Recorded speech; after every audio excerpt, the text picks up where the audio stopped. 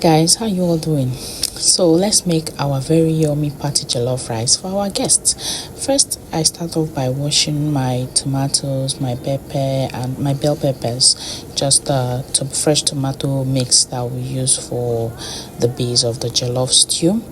I wash everything clean and put them up clean out the parts, then proceed to cook it. See how reddish it's looking. This is what's going to give the jollof rice that popping red color.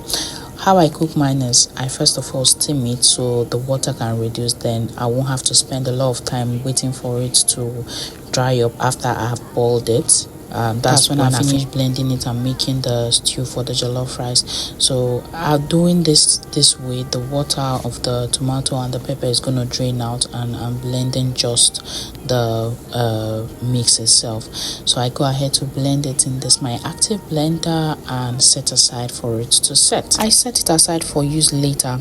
I actually did this overnight, the night before the party. So this here is the morning of the party. I'm not making the jollof rice. I'm using basmati rice, but I like to parboil my basmati rice just for a couple of minutes, just to take away some starch as well. Here I proceed to start my stew for the jollof. I put my oil a little bit generous because the rice is massive. Then I put the onions. I didn't pour anything. I diced plenty onions though. Then I go in with my bay leaf. This bay leaf is going to give it that burnt Nigerian jollof rice scent. Then here I proceed to put the fresh tomato mix.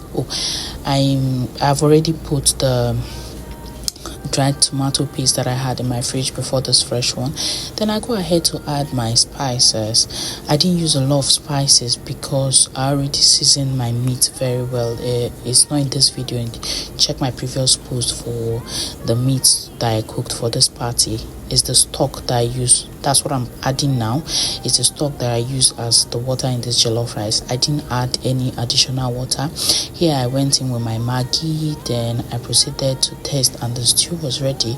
Then I started mixing for my jollof rice. This is the basmati that I had already parboiled, just like 5 minutes maximum, just to reduce the starch like I said before.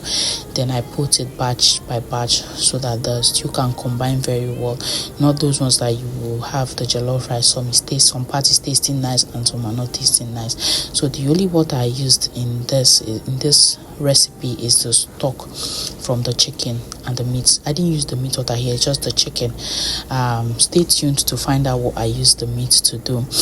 Then here it have cooked halfway, it's almost done. I checked it, I stirred for the ingredients to combine very well, because if you don't stir it, the up and the down might not have the same taste. Then I went in with the remaining red onions that I didn't put before.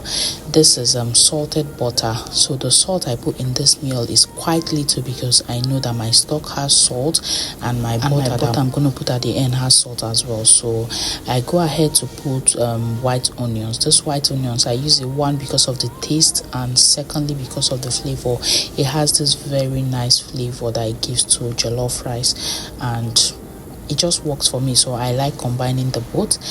Ta-da! Our rice is ready. You see this rice, this rice went to Harvard. Like, everyone that ate out of this rice was like, who made this rice? Laura, one of my friends said, I know say it's a big cook before, but you see this one, I comoka for you. Like, here I was putting spring onions. I used some part of it to make the food, but here I'm putting, just like my mom used to call it, garnishing. So it's gonna be raw because it's vegetable. It will serve it will serve just the same way like you put very tiny carrots, more like to give it a popping color, and it has its own taste and aroma that it gives to the food. Trust me, when you try this, you understand. Stay tuned for the next meal that we serve our guests. Thank you.